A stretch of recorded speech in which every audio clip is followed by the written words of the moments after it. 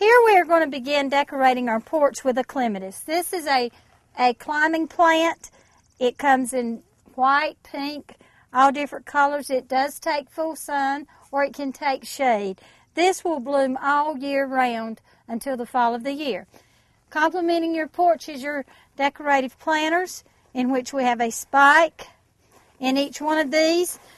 And of course we have all kinds of bedding plants around them. On the porch here you see the begonia, which takes full sun. It takes very little water, very little care.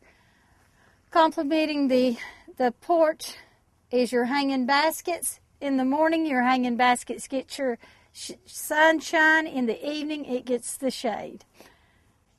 Your fern, you can complement it with a fern either in a hanging basket. You could have your hanging baskets with ferns hanging up, or you can have them on either side of your door.